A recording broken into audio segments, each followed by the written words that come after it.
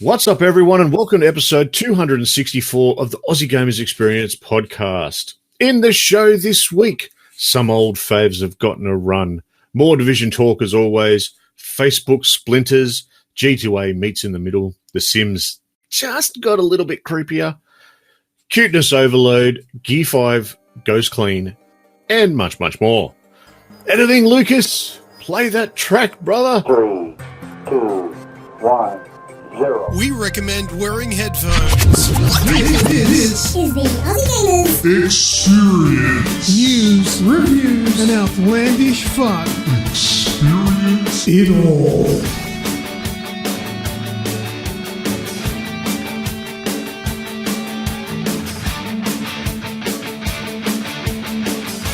Welcome and thank you for tuning into the show for this week. Today is Monday, the 15th of July, 2019. I am your host, Snoogs, and joining me for hosting duties for this week is the one and only Grejio. How are you, mate? I am well. And yourself? I'm kicking along. Today was a fun day, even though it is freezing. Yeah, it was pretty cold today. Yeah, I was locked inside all day like I normally am, but there was a couple of times I walked outside and I went, oh, Jesus, brisk. It's fresh. Yeah, well, I was out in it, and didn't want to be. Did not want to be at all. So I had a friend of work, he's been off for the last week, and he's been down in Canberra all of last week, so I was like, so how are you liking the warmer weather? He's had it nice and toasty then. Yeah. He said, so how was the weather? I said, I assume it was bitter because, Canberra's never cold. It's just bitter. It's got two speeds, scorching hot and bitter. Yeah. My wife and girls are going there later this week, actually.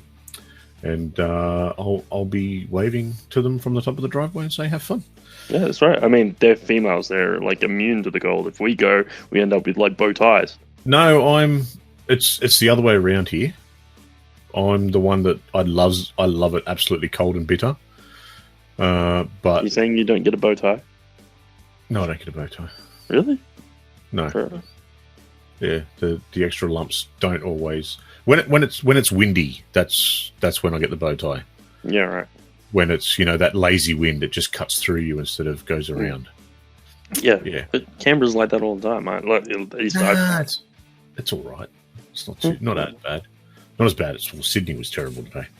Yeah, it was pretty bad today. Anyway, this isn't the Aussie Gamers weather experience. So we probably should jump into the next bit. But before we do, Kazza, welcome to the show. Thanks for joining us live. For those listening along, don't forget, if you join our Discord, have a bit of a chat with us, become an agent of age, and you can join in and listen live too.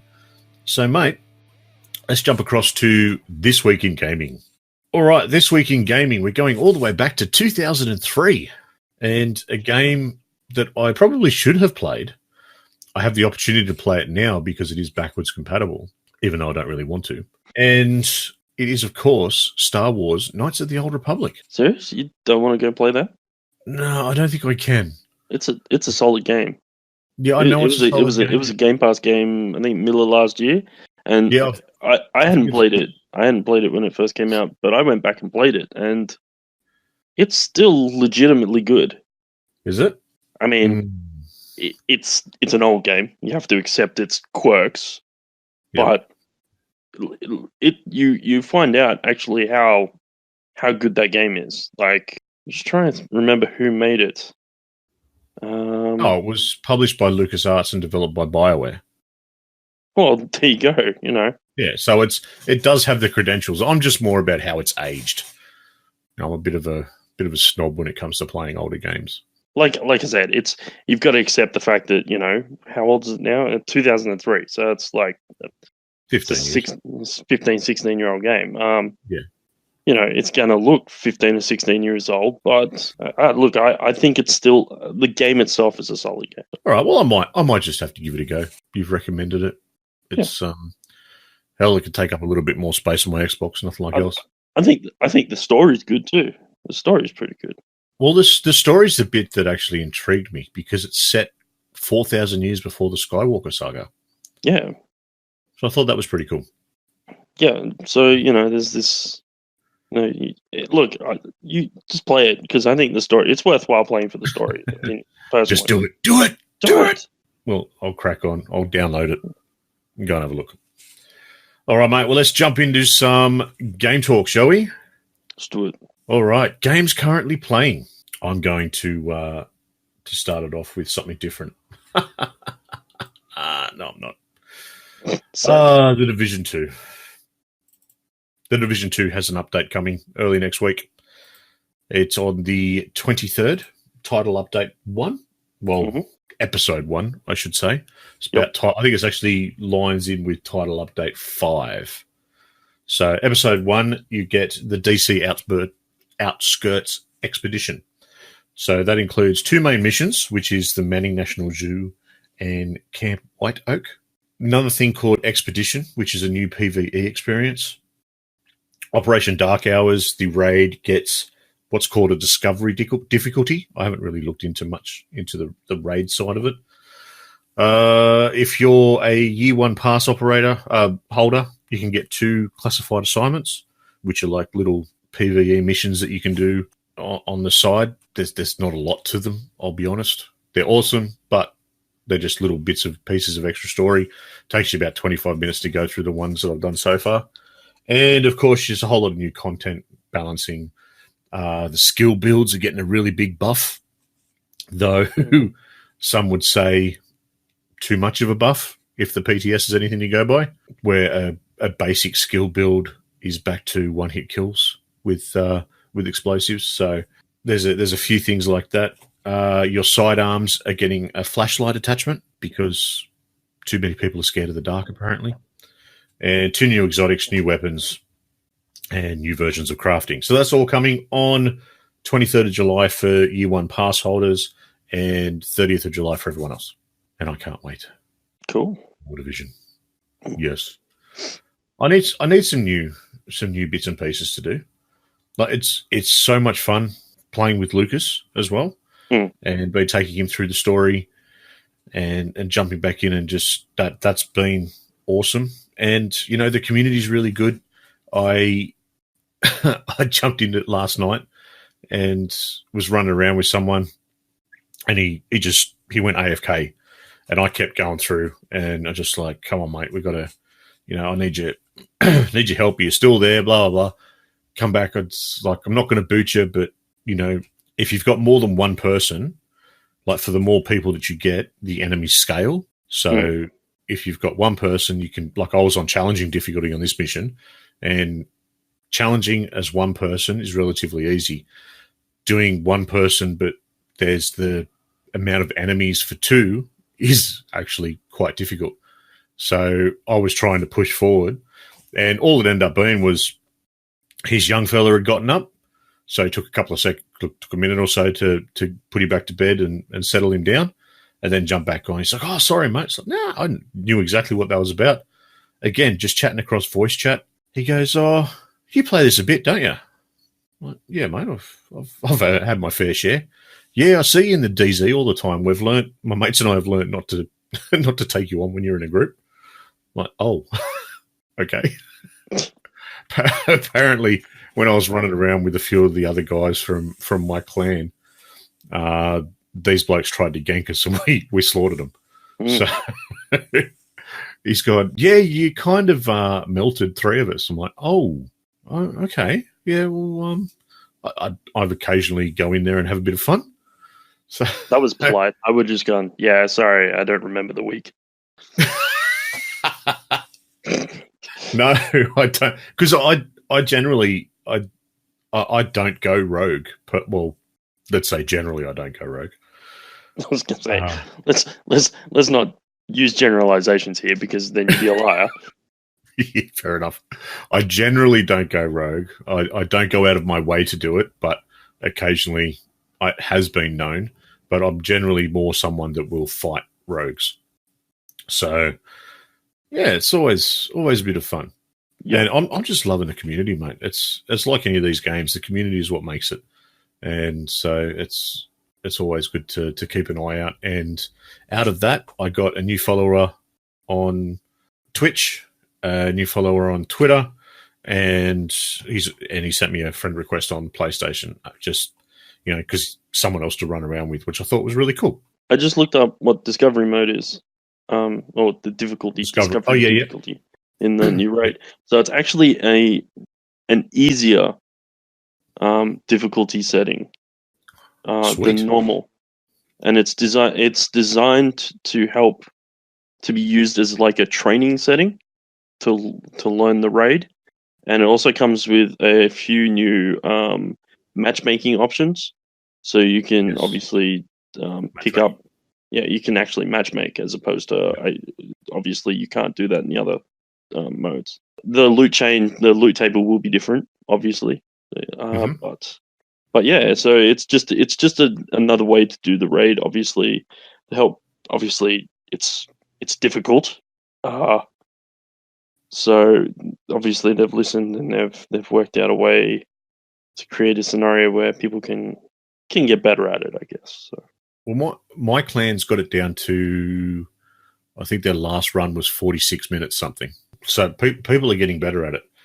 Unfortunately, the guys that run the raid started at like 5:30, 6 o'clock in the afternoon Sydney time, and I'm being a grown-up at those times, so that's not fun.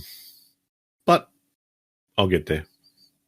They're a really good bunch of people, actually. They've walked most of the clan through it, and you can jump on. Generally, if I jump on a little bit later, there's someone there to say, hey, yep, let's go and have a crack at it. So I'll get there soon enough. Mate, do you want to talk about one of yours? Or I've got a couple of others there. Look, I can just say that I've been playing Forza. There's nothing new. There's just another week. There are some new cars actually. They've brought out this season. Season's a 4-week period. There's the Chevy Impala SS, the 96 model. You would remember it as a sort of a cop cruiser. Yep. For me, I'm really happy about this. I don't want to obviously drag on this conversation, but I'm really excited about this car because it is a bit of a love of mine. This car, it sounds boring, and for most people, it looks boring. It made its debut in video games, actually, in Midnight Club. Was it Midnight Club 3? Which was the dub edition, or whatever they called it. Anyway, it made its debut in there, and I loved it. I thought it was great. I'm a muscle car dude, and it's a cool muscle car. Anyway, it's come out, and I'm happy about that. So I've already won it and already started tinkering with it. There's a couple of other new cars. They kind of escape me at the moment what they are, but they're sort of floating around. And yeah, so I've just been doing the weekly grind, I guess. Yeah, so that's awesome. That. Well, I've got a couple of quirky games to talk about. Sure. First one is Pirates of the First Star. Right. Now, Pirates of the First Star is on PC. I'm not sure of the other platforms at the moment because I'm terrible and haven't studied. But I'm playing it on PC. And I say quirky because that's the only real way to describe it. It looks gorgeous. It plays relatively simple. It's kind of a 2.5D with a 3D character. Think of kind of things like Abe's Odyssey, or it's like when you walk. Think of Monkey Island, but with different graphics. Yeah, something like that. When you walk back in the screen, the character stays sideways. He doesn't like turn it back to you or anything like that. And you just sort of stay sideways and your feet move. But it's got this really, really weird sort of art style. They're kind of like dressed up potatoes. Yeah, it reminds me of a TV show my kids watch on ABC called Small Potatoes. I was literally just thinking that. That's very similar. Yes. Even the way they look. And it starts out that the king has asked you, you're his illegitimate son, half son, stepson, whatever. The kingdom's run out of money. they need you to go and find this lost pirate and the lost pirate's treasure. So he gives you a couple of coins, you spend it on booze, wake up hungover, and you've got to go and ask people about it and go back to your home and do all these other little bits and pieces and then go on this quest. Now, there you can talk to a lot of people. It's all text box. There's no voice acting. Yep. And then there's a section where it comes up, to fight somebody. I'm looking at it going, okay, this is weird. It's how are we going to fight? These little cutesy characters. I'm thinking, look, they can't do anything. And then a new screen comes up, and it's like Tetris. So there's you and someone and the person you're fighting, and then it's literally like a Tetris thing or a Bejeweled thing. So the blocks will fall down. They fall down in twos at the moment. I don't know if it changes the further along I go. And you've just got to match up 4 colors. Yep. And the first one to a certain number wins. Nice and simple, right. Nice and easy. But that's like puzzle fighters. Yeah. It's pretty much as a puzzle fighter. That's pretty much it in a nutshell. I haven't played it for all that long. I'm still working my way through it, and it's on the rotation of things that I'm plugging along at the moment. I'm actually thinking I'm going to stream a little bit of it, just to see what sort of reaction it gets, because it's this weird, quirky little thing, and so far I'm having a bit of fun. It definitely looks like that. Yeah, it definitely looks weird and quirky, and I'm looking at pictures of it now, and the puzzle fighting, and it looks cutesy. It looks indeed. The other one I wanted to have a quick chat about was Rebel Galaxy. Mm-hmm. Now, Rebel Galaxy, I think it was a PS Plus game a while ago, or it could have been an Xbox, like a Games with Gold. I'm not 100% sure. It's on one of them. And at the time, it was a clunky mess. Mm-hmm. I'll be honest with you. It was a clunky mess. It didn't lend itself to keyboard and to controller very well, because it was a direct port pretty much. So it came up for free on Epic Store, I think, a couple of weeks back. And I because it was free, it's like, yep, okay, cool, let's grab it. So I've grabbed it, and it's just been sitting there. And over the weekend I played it. So much better keyboard and mouse. And for anyone who hasn't played Rebel Galaxy yet, you need to, just for the soundtrack. Right. It's another one of these. So it's going to find your aunt to rescue her, and it kind of feels like a ongoing fetch mission. But that being said, the music is just this southern rock, like it's hard to describe. Editing, Lucas, if you're listening, can you chuck some of the soundtrack in? It's just absolutely brilliant. And that was enough for me to sit there and play it for, an hour and a half, just listening to the music, flying a spaceship through space.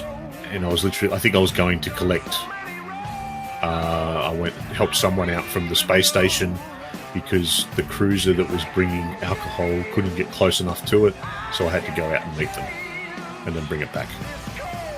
It's sort of missions like that, and you get money and you upgrade your ship, and then you can, you've got people that will attack your ship, so you've got to try and either fight or run away. Well, it's $27 on the Xbox store. I'll be honest, that's steep. 27. Yeah, I get the impression $27 is probably a bit steep. I'm just looking at the art style graphics for the page that's advertising it. I'm like, I'd like to say that they're they're not good enough to be like just promotional images. It look like maybe they're lifted out of the game, and even then they're not that good for a game, and they're definitely not good enough for promotional images. So I get the game itself actually looks really good. Yeah, it is basic, and yeah. Like the space flight, I should say, looks really good. Yeah, it's just got character pictures there, and the character pictures are woeful. That's woeful. Yeah, it looks like storyboard type shit. Yeah, it's like 10 years old, easy kind of imaging. I can always forgive graphics if the game's super fun to play or has something that's got a hook. Alrighty, mate. Well, before we jump on to the next one, welcome Pickles of Brine. Pickles of Brine. Pickles of Brine? Pickles of Brine. That's a good name. It's also weird. It's a weird concept. Pickles. What other pickles are there? Definitely. Well, there could be pickles of vinegar. I guess you can pickle stuff in vinegar, so it doesn't necessarily have to be brine. There you go. Aussie Gamers cooking experience. Cooking and cooking. We're going cooking weather tonight. And the philosophical ideas behind game attacks. Well, all right, Greg, tell us about Draw It on the mobile. Sure. So, look, I've been playing this game, and I'm not going to lie, it is dumb fun. This is the best way I can describe it. It's really simple. It's a bit like Pictionary. The game essentially loads you in, and it'll give you an option of 2 words, and then you have to draw one of those words. Uh-huh. Once you've drawn something that's recognizable as one of those words, it'll give you a thumbs up, and then it'll give you 2 more.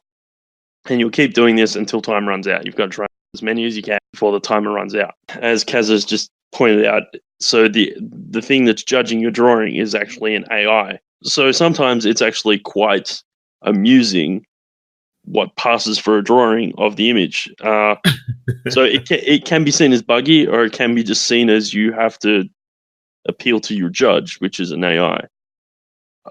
Look, it's what makes it, what I say, dumb fun. Me and Rem, I even got my mum to play this game. She downloaded on her phone and played it. Like, this is how dumb fun this is, right? Okay. That's a still right there. Yeah. Exactly. Like, my mum is not a gamer. Look, I'd be surprised. There's probably the only game that's on her phone. She might have a Sudoku. No, she's not even a Sudoku player. But yeah, so the idea is, you have to try and draw these pictures, and yes, it's hilarious sometimes what passes for a drawing that the AI will recognize, and everyone laughs about it, especially if you're playing as a group. Anyway, you get pitted against 4 other people, and obviously the person who gets through the most words wins the round, and you get coins, and then you use these coins to buy more words to add to your list of potential words that get picked for you to draw. So it's one of those games that you can cheese it, you can work out, and sometimes that part of the difficulty and fun is trying to work out how you can draw the image as quick and as minimalistic as possible. Like, essentially, I got to a point where I'm like, can I draw it with 1 line? If I can do it without lifting my finger off the screen, just 1 line thinking, that's awesome. That sometimes doesn't work.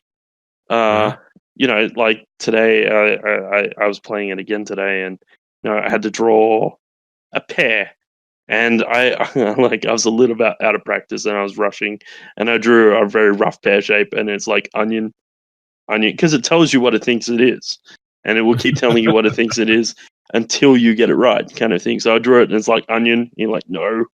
So I'm trying to add to it, and it's like just getting worse. So I'll clear it. I eventually, I skipped it and then moved on. Like, I remember playing weeks ago, I could have drawn a pear like that, but I'm just out of practice because I haven't played it for a little while. But stupid fun. It's definitely worth downloading. It's free anyway, so, just, have a crack at it. I think it's well worth. It's definitely worth the fight, It's worth the download. It's worth the download. And like I said, if you play with some people, like, if you're all, like, you can't, I haven't worked out a way of playing together as a group, but if you all sit there and play at the same time, you can all sit there and laugh at each other's pictures and laugh at the AI's weird logic about how pictures look and stuff like that. So it's a good laugh. And like I said, I got my mum to play it, so that's how easy it is to get into and how much fun it can be. All right, mate. Well, just 2 more from me, and then I've got 1 to finish it off. Jurassic World. I've jumped back into that and released some more dinosaurs into the populace. And of course, the big step is that when you start on a new island, the actual difficulty kind of ramps up a little bit too. So there's the new island that I'm on. There's natural disasters that kind of gets hit by all the storms. So you've got to construct towers that help lessen the storm, or the damage from the storm, I should say. Mm-hmm. And you've got to build survival shelters so people can get into them to survive in case a dinosaur breaks out. And there's a lot more into it. So I'm still ticking along there, and I don't realize how much I've missed these RTS style games. I do have one that's on the PS4, which is called They Are Billions, and I just started playing that the other night. But yeah, RTS on the PS or on anything with a controller really is painful to say the least. But still getting used to it. So more to come on that one. And then just from me is the Marios on the Switch. Mm-hmm. So you're still tooling away in Minecraft as well, I believe? Yeah, look, I haven't done anything major since we last talked about it. I've been playing with the castle that I started the other week. I've started working on the interior. So my big drainage lava chute thing that I made on the outside now has somewhat of a purpose on the inside. It's got a big, almost like a foundry-esque thing I've got going down inside the bowels of this castle, which I'm kind of happy with. So that's pretty cool. I've made a very, very small dungeon. It's not very big. It's not very detailed. It's more like a holding cell, if anything else. Yeah, it's a holding cell for when Snoogs breaks in. Yep. Yeah, that's right. Yeah, and I've started leveling out some of the towers, doing some of the floor, the details in the floor. Cool. Like sending them some patterns and stuff like that. So cool. Yeah. Well, I worked out why I couldn't connect to your game last week. Oh yes. And thing to do, anyone that's running the Minecraft beta on the Xbox, check if you're in the Insider program. Because I was in the Insider program and I had to opt out of the Minecraft beta. So I did that, re-downloaded it. It asked if I wanted to go back into the beta or just load the standard edition. Just loaded the standard, and I should be able to jump in now. Right. So if you're not doing anything after this, we can definitely. I can give you a tour of my creative. Sounds like a plan. Yes. Alrighty. Last little bit for Game Talk this week. We were very lucky to be given a code a little while ago for a Nintendo Switch game that, I'll be honest, it wasn't really up any of our alleys. And the reason I say it wasn't up any of our alleys is it's a game that's very much directed towards a younger audience. So the game is called Little Friends, Dogs and Cats. Mm-hmm. Now, editing Lucas, if you would be so kind, there is a interview which will be played, and I interviewed my niece Dallas. So she did her first ever gaming review for us. Oh, nice! And she seems to have had a ball. Mm-hmm. She was a little bit nervous when doing it, so she was doing the face up, and she'd be talking like this into the microphone, and then like this into the microphone. And, so there's a little bit of ups and downs there, but hopefully I've got most of it out. So listen in, and we'll jump back in with some news in a sec. G'day everyone. I've got a very special treat for you today. We're talking about a game that was recently released on the Nintendo Switch called Little Friends, Dogs and Cats. Not Cats and Dogs. Dogs and Cats. Dogs and Cats. Okay. Yeah. It was released in the end of May, I think it was. Maybe early June. Something like that. Yeah. Something like that. Been playing it for a few weeks? Yeah. Yeah. Good stuff. About a few weeks. Nice. It was developed by a group called Imagineer. And because we've got something a bit special, I have my niece Dallas here with me to tell us all about it. Because at the time, I didn't have a Switch to play it on. and I thought this was more up her alley. So, Dallas, say good day to everyone. Hi. All right, Dallas. Little friends, dogs and I keep saying cats and dogs. Little friends, dogs and cats. Why don't you tell us a little bit about the game? What do you actually do in the game? Well, at the start, you, choose your first pet, and you get to name it, and then take care of it. And when you get to a certain level, you can go to the, what's it called? Can you get more pets? The Friends Plaza, where you, get more pets. Oh, so you can become a crazy cat lady. Or a crazy dog lady. Or a crazy dog. Okay, awesome. So you get to choose your pets and their names. Nice. And you get to feed them, you collect money, play games, win tournaments. You get to dress them up, I saw. Yeah. Yeah. Take them for a walk. Take them for walks, play frisbee, play a cat game where you have this, cat wand, and you shake it around, and then you press a button so the cat doesn't catch it. Okay. And you need to level them up and stuff so you can win tournaments, which makes more tournaments to win more tournaments. And winning tournaments gets you coins, doesn't it? Coins and tickets, which can buy you stuff to take care of your cats and dogs. Okay. And what sort of stuff do you need to take care of them? Food, water, clean their toilets, obviously. Can you hire someone to do that? No. You gotta do it yourself. Yeah. Oh. Buy furniture in different houses, and you can buy beds for them, and scratching posts for the cats. Very cool. But when you first get your pets, the trick is to buy one of each food to make sure which one it likes. How about it just gets what it's given? No, because you don't want the pet to die. Okay, that makes sense. Yeah. I don't think they can, though, luckily. But they might. We don't want to test that out. No. Alrighty. So, you're playing it on the Switch. Yeah. Is it nice and easy to play? Sometimes. Sometimes. So, it's apparently best to play it on the TV, but it's actually kind of harder because you have to move your hands around and it's... Oh, with the Joy-Cons in your hands? Yeah. Okay. So it's kind of harder, but it says it's easier, but it's actually easy in handheld. Yep. And do you just use the Joy-Cons or is it touchscreen as well? It's touchscreen as well, I think. Only touchscreen for when you're brushing it or petting it. Okay. So you can pet your dogs. Give them a scratch with the touchscreen. Yeah. That's kind of cool. And I think you can do it with your cats. Or does a cat just attack you? Because that's what cats do, isn't it?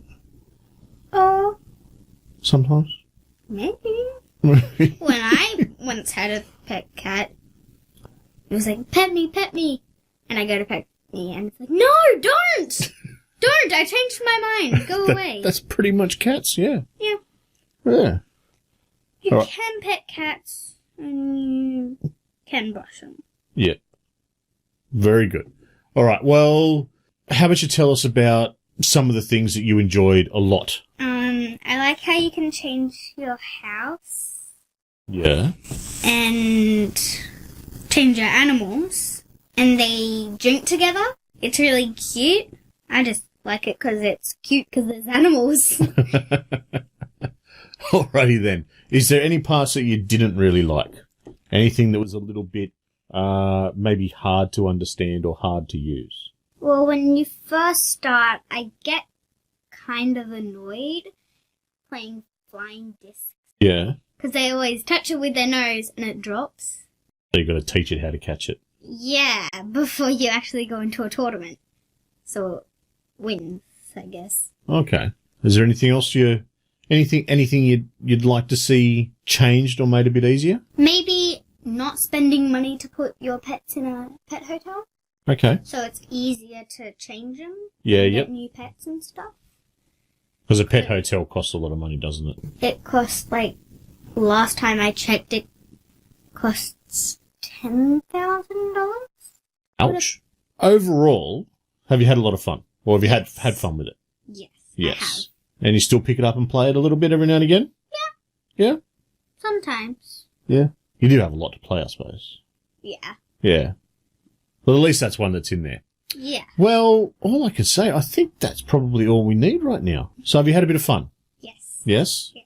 Well, thank you very much for coming and telling us about Little Friends, Dogs and Cats. We hope you've enjoyed it. Anyone that's listening along, check it out. There's plenty of videos on our website. And back to you guys in the studio. We'll continue on with the podcast. Thank you, Miss Dallas. I'll see you next time. Thank you. Yeah, very cute, mate. Very cute. Very cute. It was awesome. Yeah, we did it last night. She was adorable. All right, mate. Let's jump into some news. Do it. All right. I'm going to kick it off with some Sims 4 news, mate. Let's do it. Because Sims 4 is a game. Well, Sims in itself is a game that I quite enjoy, and it's also. Well, let's be honest. There's a lot of twisted stuff you can do in The Sims. Oh yeah. You know, there's a lot. There's a whole area of things. You know, that's what I confessions of what I did to my Sims and all this sort of stuff. So now, The Sims 4 will soon let you create a Sim from a simple personality quiz. Did Bethesda make this one? Have they finally just poured off the special system to other games now? No. So it's a quiz. It's a 10-question quiz. Yeah, right. So really, the reason I say that's a little bit creepy because let's face it, anyone that's played The Sims has made themselves or the likenesses of people they like, they dislike. Everyone who's played The Sims has done this. Now you can answer these 10 questions and do a personality test and create a Sim that is technically your personality without having to go through and adjust every little things. You could just answer a quiz honestly and you've got your personality there on screen. I'm not sure that's a good thing or not. Yeah, well, I'm not sure if I need a Greg running around in Sims 4. Just saying. Oh, I don't know. It could be all right. Well, maybe. I tell you what, we should create a world where Sim Grejio and Sim Snoogs get together and live in a house together and see if it was anything like the real thing.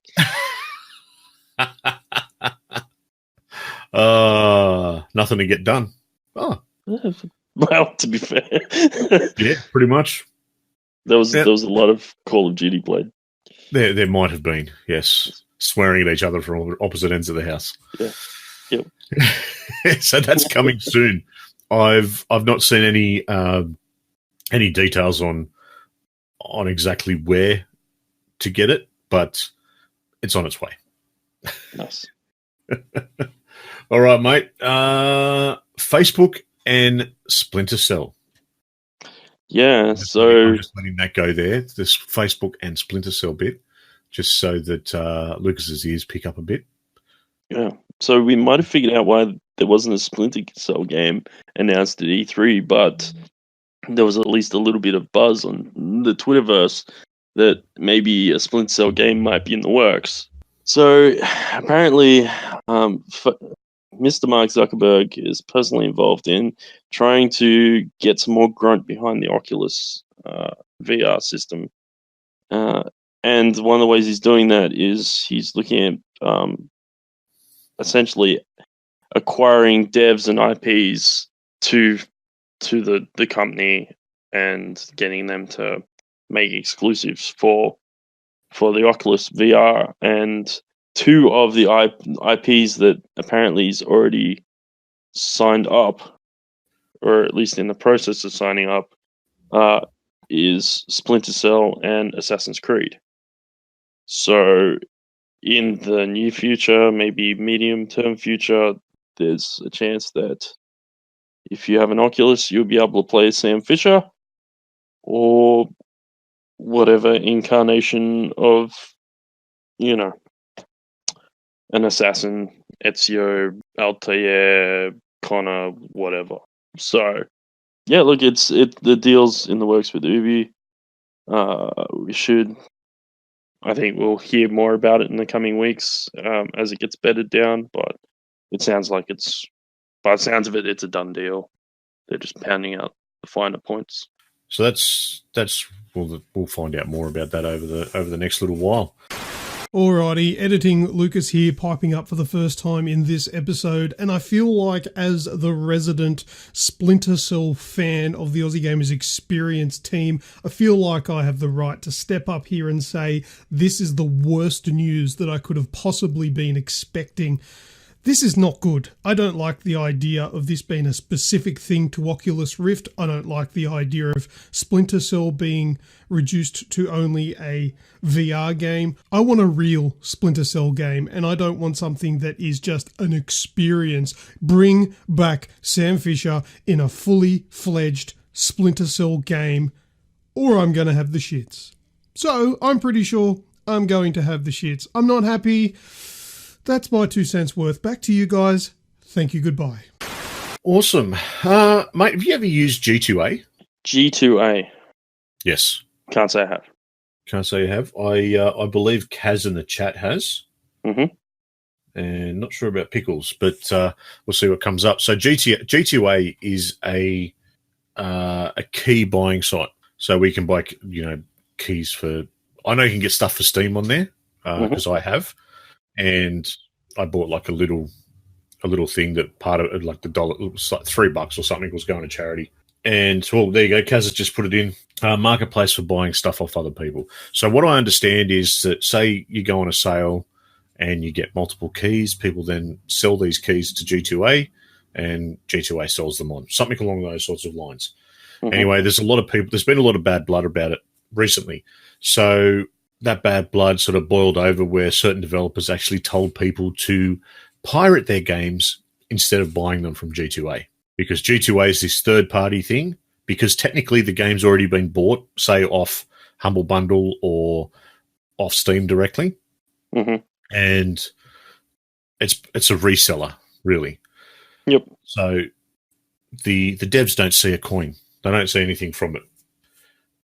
Yes. So there's been all this uproar, I can't imagine why they're upset about that.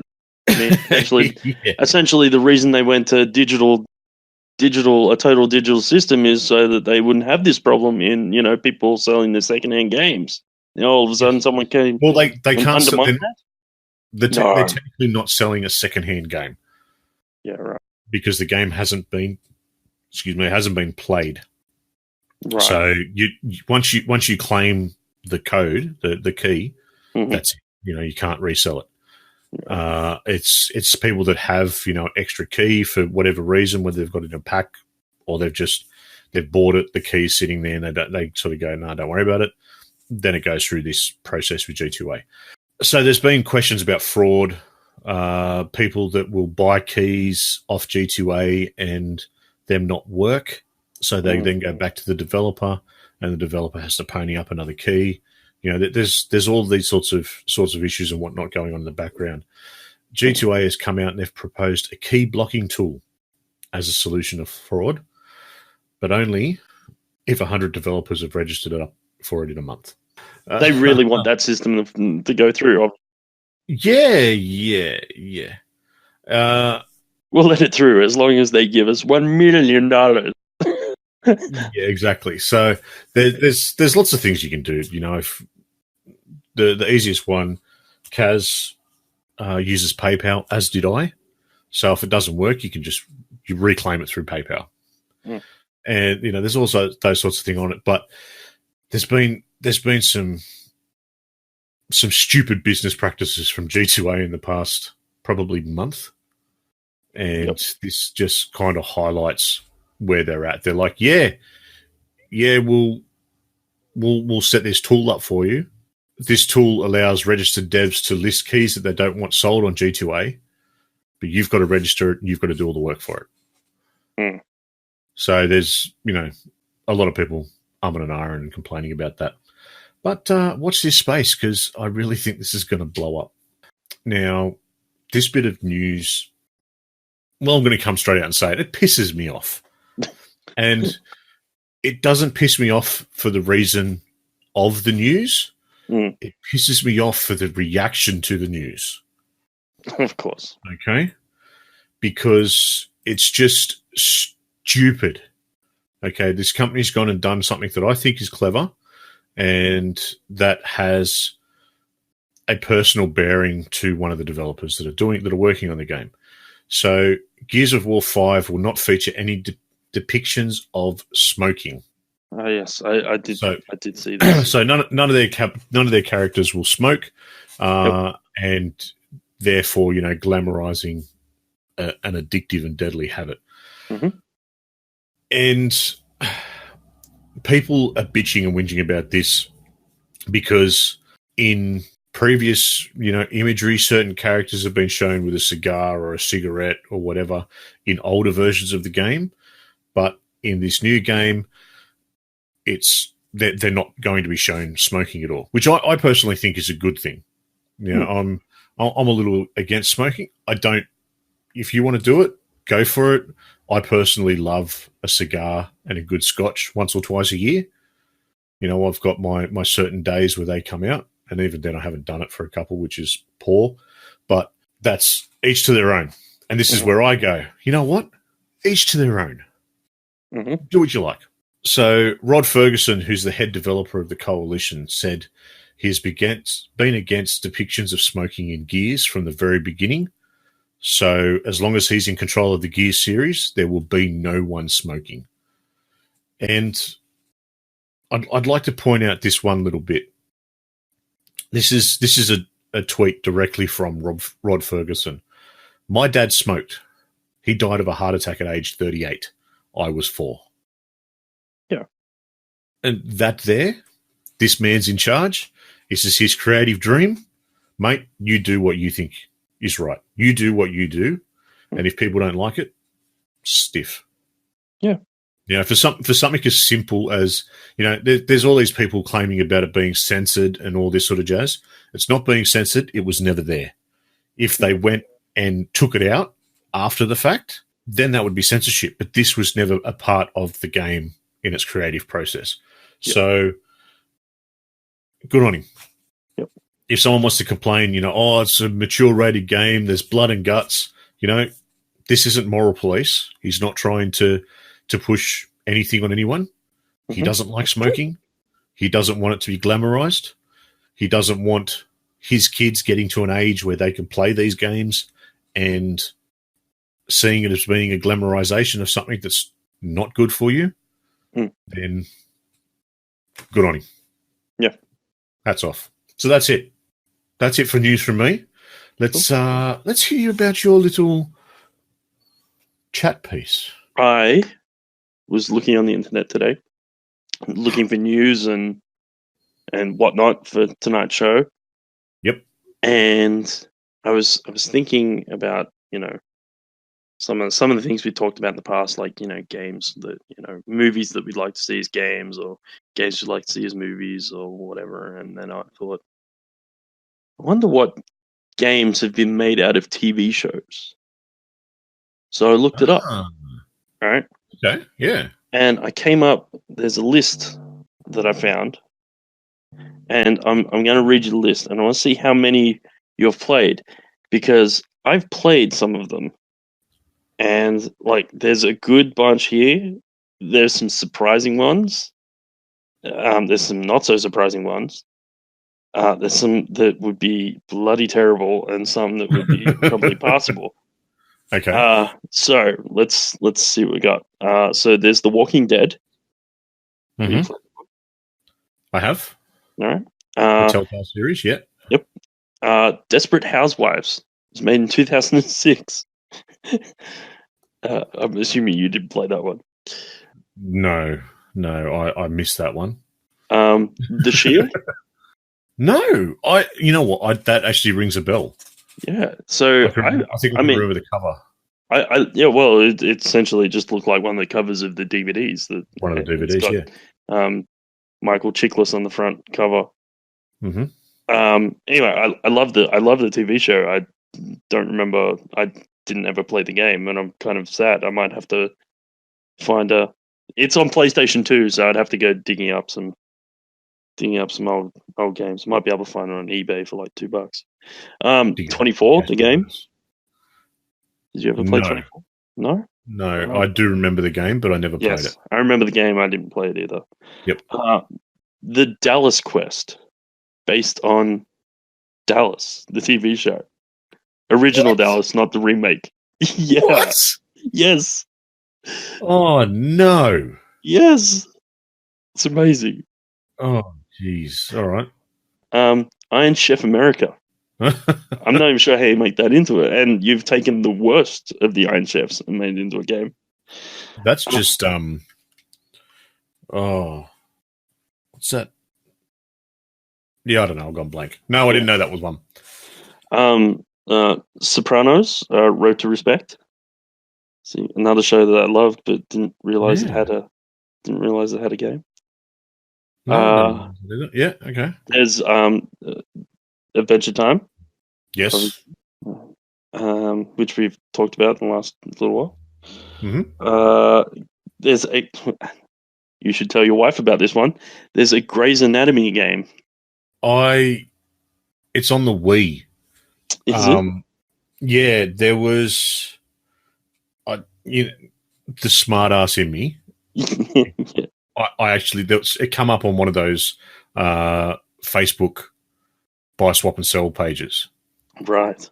and they were selling the Wii and everything. Mm-hmm. And yeah, I put a bid on it because Grey's Anatomy was part of the box. Yeah. Right. And I ended up losing it because it just went to a stupid price. Like it's, Yeah. Fair. and I just went, yeah, okay, the joke's gone too far now.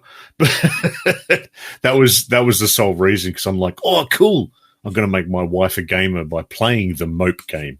Yes. It's the Mope show. The Mope Show. South Park. Obviously, Yes, everyone's played that. Anyone's played. I've played the South them. Park game. I even played the mobile version. Well, there you go. Mobile game, I should say. 2004, they made an Alias game. Really? Yes. Okay. Yeah. That was Jessica Alba, wasn't it? No, it wasn't Jessica No, Alba. I'd have to look it up. And Yeah. anyway, it doesn't matter. That's Jennifer Garner, guys. There you go. Editing Lucas to the rescue. In 2007, there was a Jackass the game. Jackass the game. Yeah, look, I'm assuming that it's Jennifer Garner. Yes, you're right. It was Jennifer Garner in There you Alias. go. Thank you, Pickles O'Brien. Then there was Pimp My Ride. I actually have played Pimp My Ride. I think If anyone has played Pimp My Ride, it was you. yes, this is Yep. true. Yeah. I've played Pimp My Ride. Surprisingly, not a great game. Fair enough. It's everything you expect and worse. Attack of the Killer Tomatoes came out in 91. Yeah, I do remember that one.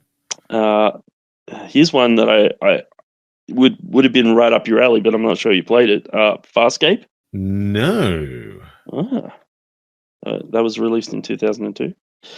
Hmm. Now, here you go. I know you'll be disappointed that you missed this one. In 1985, so I would have been 2 years old when this game came out. I was 5. Yeah, okay. Yep. The Young Ones had their own game. Oh, no. Yes. I've still got to find that. Yes. I thought you'd like that one. In 2004, there was a PlayStation 2 game for the Dukes of Hazzard. Obviously, Yes. to do with the movie that It came out. was woeful. I did play that one. I quite enjoyed the Dukes of Hazzard movie. I thought that, Johnny Knoxville and Sean William Scott, Yes. that I thought they were hysterical in it. Yes. And, the game was woeful. Yeah. Another one that I played, Celebrity Deathmatch. Yes, I played that as well. That was a That was great on game. the PS2, wasn't it? I think I still have that game floating around somewhere. You probably do. Yes, I it might would have even been have one my of the copy ones. of it. It would have been one of the ones I kept because Yeah, for sure. I'm pretty sure we played that together. totally. I guarantee it. And the last one I have here on the list is The Office. Apparently, there was The Office game, which Okay. came out in 2007. I missed that one. So, Hmm. yeah. US Office or British Office? Look, in 2007, I would have said it was Would have been probably British, wouldn't it? US. It probably was the US one. Probably the US one. Look, I'll have a Michael! look. I'll have a look and see. There's also Game of Thrones Telltale series. Wow, this is actually interesting. Okay. Yeah, so it's developed by American company Ravelli, which is the people that made the produced the American TV show, and published by Mumbo Jumbo, featuring characters from the show as bobblehead dolls. The players are challenged to complete jobs and pull pranks around the office. So yeah, Sounds like my sort of game. yeah. So yeah, it's based on the US one, Okay. but yeah, it's really cool. Identity theft is not a crime, Jim. It's not a joke, Jim. Yes. So yeah, so I thoroughly enjoyed going through that list when I first found them, and I thought, you know what, we should Yeah. we should have a definitely. chat about that. And but yeah, let us know in Discord or wherever you guys in the comment section of this podcast or whatever, if there's something we missed that you played and you loved, or there was a TV show made into a game, or if there was one of these ones that we listed that you played, and whether you agree with me about Pimp My Ride.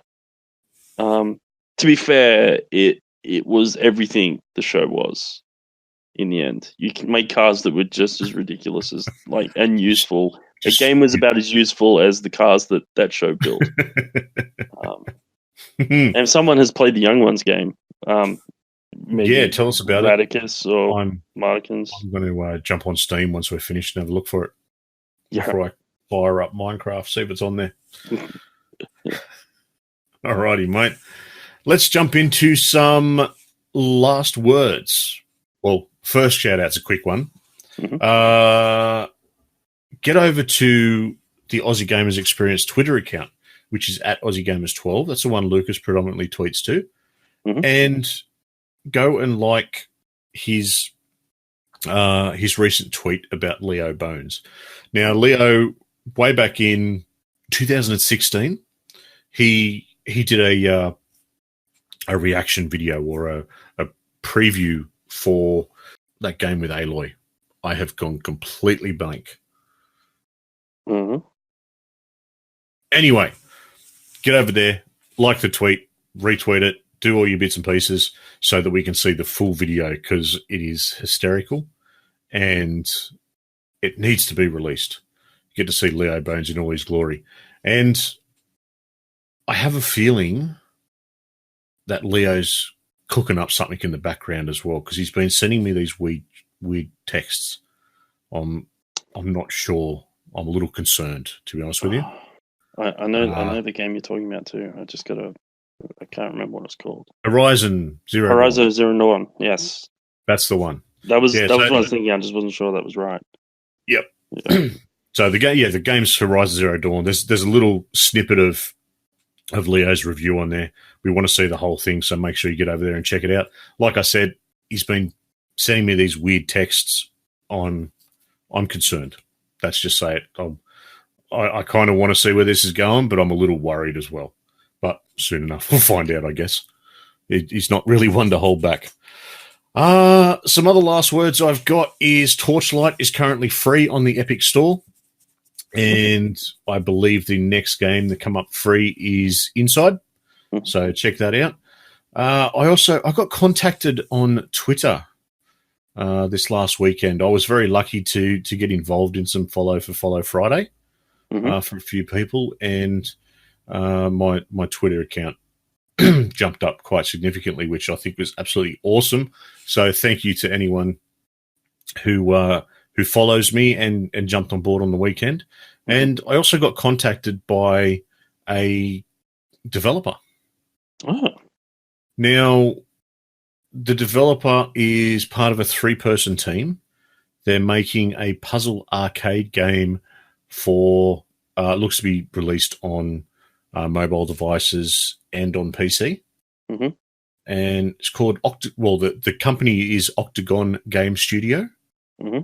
And it's a game called Octomaze. So cool little puzzle arcade game. Mm-hmm. early development still, I think, at the moment, and it's kind of gives me a bit of a feel of that. Where's my water? And those sorts of styles. Like you've got to work out how to get something through the puzzle to get somewhere else. It looks pretty cool. Like I said, it's only, I think there's only the one preview currently on YouTube, which check out the link in the descriptions below somewhere. I have sent it over to Lucas. I've already done it, so I don't forget this week. And yeah, check it out. Tell them Snoogs said hi. So that's thought I was pretty cool. You know, they reached out. They said thanks for following. You know, they threw me a follow. They actually threw me a follow first, and I followed back. That's generally what I do. And yeah, they reached out and said, "Hey, can you have a look at this? Tell us what you think." And so I told them, "Yeah, it looks great. I'll tell some people about it. Hopefully, get some more people to have a look." Mate, any last words for you? Yeah, actually, I'm going to do a shout out, and it's a bit of a personal one. Awesome. I want to shout out to my wife, Rem. Mm-hmm. On the weekend, as I told you last week, it was my oldest's 5th birthday, and we had a Minecraft party at a local kids' place. Anyway, Rem did an awesome job of putting together the Minecraft party. She found all the decorations, and she even made a Minecraft cake. It was a square block, grass block cake with a spider and a Minecraft person, and all sorts of stuff around it, TNT and crafting tables and furnaces all around it everywhere. And then when you cut into it, it was a checkered cake inside. It did look pretty cool in the photos, I must admit. Yeah, it was pretty funky. I think she did a really good job. Anyway, I just wanted to just say she did an awesome job. And well done to Rem. Yeah, my son loved it. So. Mate, after being schooled by that man in Minecraft, that was just hysterical. And I left, so we all went out for dinner last week, and I left, and I stopped. My two and my wife went off to the car, and I ducked quickly to the bathroom. And as I've walked out, here's your little fella walking along and leaving, and without skipping a beat, he goes straight back into telling me how the dynamite in Minecraft works, and that he goes, look, and it was so funny hearing it come out of him. He goes, look, I'm just telling you to remind you, because I've put some in the ground and it'll blow up. And I'm like, all right, little dude, no worries. And he's like, are we going to play soon? Yep, we'll have a game soon. It's like, cool. Yeah, he's a funny dude. Yeah, good on him, yeah. And good on Rem. It looked like a lot of fun. Yep. Yeah, Kaz, someone is going to die. A kid has a unnatural love of dynamite. Not for blowing stuff up necessarily. He just likes it and plays with it and buries it and waits for other people to walk across it. Yeah. So yeah. He also has an unnatural love of spiders in that game too. He loves the spiders. Oh yes. Actually, that was something I didn't tell you about last week when I was talking about stuff that I made. I made my son a terrarium in his creative. We were playing together, and he loves spiders so much. So I made this giant house-sized terrarium because he's got his house, and I just went, all right, I'll build you a terrarium because he was just spawning spiders and they're just running around everywhere, along with mushrooms. Like he spawned so many mushrooms, it wasn't funny. Actually, I'll take it back a step. I come into his world. I'm looking for his house, and he's like, "I'm at my house." I'm like, "All right, where's your house?" And I'm hunting around, and then eventually I see this building. Its roof is on fire. It is covered in mushrooms to the point where, like, it's starting to lag a little. And I'm like, that's got to be his house, surely. And yeah, sure enough, there he is. I don't know how. Literally, I don't know how he managed to achieve this. I obviously found flint and steel or whatever, and just set everything on fire. but there's like a bunch of mushrooms on top of his house, like trapped because the roof is on fire and the whole thing's surrounded in mushrooms. Anyway, I said, look, buddy, I'll build you a terrarium. So I built a terrarium that was bigger than his house. It was just like a big glass cabinet thing, and then I put a bunch of rocks and trees and stuff like that in there, so the spiders had things to crawl and climb around in, and then just spawned a bunch of spiders in there, and he was stoked. He loved it. So yeah. And he said I couldn't bring Snippy over. Yeah, no, he couldn't bring. No. I have just for those listening along, I have a scorpion in real life that lives in my family room, and he wouldn't let me bring that over to play with the spiders. No. So yeah, scorpions and spiders are different. They don't mix. They don't mix. Yeah. They don't mix. No. So. But yeah, he's a cool dude. Keep an eye out for that other show. Speaking with Lucas on the weekend, I think there's one in the works at the moment. Check out over on Twitch, Aussie Gamers TV and Snooger Vision. That's where we go live and play. I'm actually debating very shortly on streaming this as we do it as well. So more news to come on that soon. And Grejio, yourself, at Grejio XBL on all the bits and pieces to find the sexy creations of Grejio. And I expect to see something up on that car very shortly. Yeah, definitely. It's a bit, I will. I sort of was tossing it up with because it's not an amazing build by standards of what I've done in the past, but I'll just do it. I'll just do it. Screw it. Let's turn into a cocker. No. I've already finished it. It's just it's just painted. It doesn't have a livery on it, but it's painted specifically, and I'll put up a post talking about specifically why it's painted the way it is. All right, sweet. All right, mate. Well, have you got anything else, or should we wrap it up? No, I think. Well, I'm good. I'm spent. You're spent. Yeah. Beautiful. All righty. Well, thank you very much to everyone that's listened to the show, and especially those that are still listening this far along.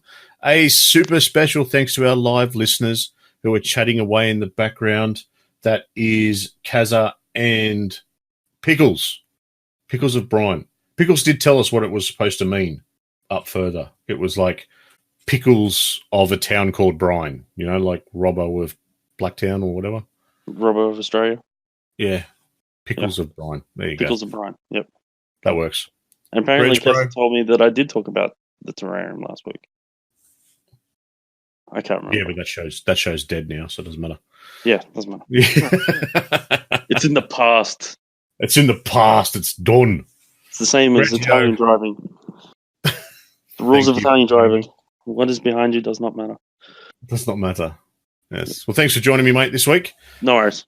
Lucas, or your editing in the background, thank you, as always, to all of our listeners. Feel free to continue any of the topics we've discussed on this show on our Facebook page or the Discord channel. To get in touch with us directly, you can, of course, shoot us an email at info@theagexp.com. And don't forget to hit up our website, www.theagexp.com. As always, links are in the podcast show notes and descriptions wherever you may find them. That is all from me. I will stop talking now. As always, I am Snoogs. I have been Grejio. Serious.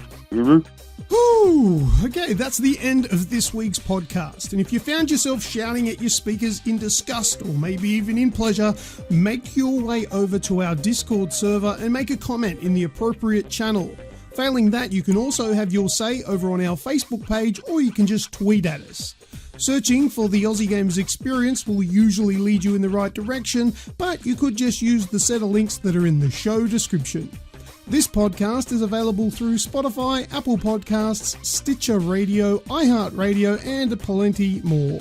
Thank you very much for listening, and we hope to see you on the next episode of the official podcast of the Aussie Gamers Experience.